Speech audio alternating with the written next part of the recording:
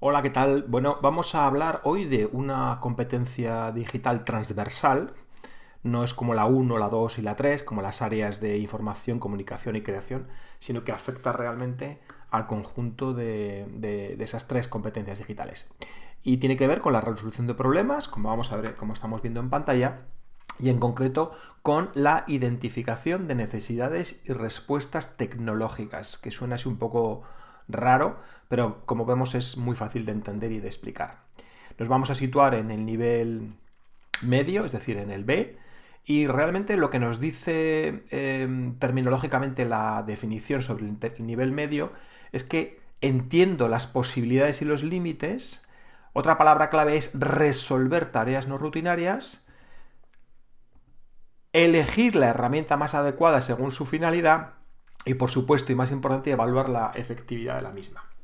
En este sentido, realmente las posibilidades de hacer un videotutorial que abarque todo esto son inmensas. Con lo cual voy a diseñar o a recalcar un marco concreto que nos permita entender de qué va esto de entender las posibilidades, resolver las tareas, elegir y evaluar, ¿no? Y para eso nos vamos a centrar en el modelo de Rubén Puentedura, que lo tenéis aquí en pantalla, y en su conceptualización de la tecnología como una herramienta que transforme y no solo sustituya, ¿no? Lo tenemos aquí visto en la parte de abajo, vemos que está la palabra enriquecimiento y se supone que al introducir la tecnología algo bueno podremos hacer. Esto no es cierto del todo porque vemos como muchos profesores o algunos profesores no la utilizan de una manera adecuada, ¿no?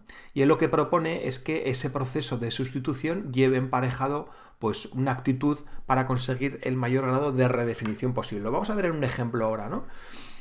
En el caso de vídeos, como decía antes, esto es inabarcable, ¿no? En el sentido de que cuántas cosas se pueden hacer y que nos permitan cambiar lo que hacemos gracias a la tecnología, ¿no? Pues en el caso de los vídeos, pues puede ser que el profesor haga unos vídeos como un complemento al libro de texto y que tampoco veamos que tengan una ventaja funcional, ¿no? Es decir, porque el alumno se limita a ver los vídeos, ¿no? Pero podemos hacer cosas más interesantes porque esos vídeos tengan algún grado de interacción y ese grado de interacción en un nivel superior a que el profesor cambie la forma en la que estaba trabajando en clase, o que los estudiantes al final creen los vídeos, porque sabemos que cuando uno crea contenido, si ese contenido está bien hecho y está dirigido hacia los objetivos de aprendizaje, realmente va a ser un material que tenga valor y que el estudiante realmente va a mostrar o va a demostrar que conoce bien el tema. Esto yo lo he visto en algunos centros educativos en los que los alumnos más avanzados, estoy hablando de educación primaria, en concreto en matemáticas, creaban vídeos de matemáticas en formato de vídeo para los compañeros que tienen un poco más de dificultades. Ellos ya tenían superado ese nivel de conceptual y procedimental en matemáticas y lo que hacía era crear otro contenido. Bueno, pues esto sería la transformación, del enriquecimiento a la transformación.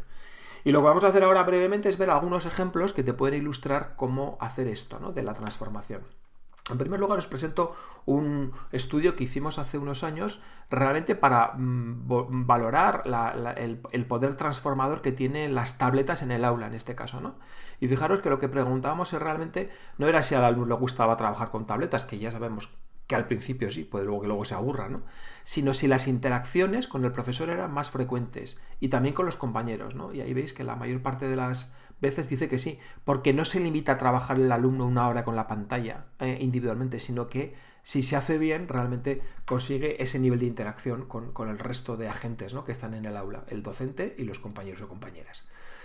Lo mismo podemos decir de otro tipo de variables o dimensiones, como el acceso a los materiales y contenidos de aprendizaje, como las posibilidades de elegir el tipo de materiales que mejor se ajustan a la forma de aprender o la posibilidad de trabajar a propio ritmo. Realmente son dimensiones, son variables, como decía, que ayudan a mejorar el proceso de enseñanza-aprendizaje. Las posibilidades de mostrar al profesor lo que ha aprendido, de participar en la toma de decisiones, serían otras variables, como estamos viendo en estos gráficos de barras. Las posibilidades de participar en la resolución de problemas y, en definitiva, en pensar que el aprendizaje es más activo y es más experiencial, que es lo que entiendo yo, que buscamos. Y finalmente, en este caso concreto, que el profesor tenga en cuenta cómo estoy aprendiendo, cuáles son mis puntos fuertes, débiles, intereses, y en todos los casos veíamos que eso era así.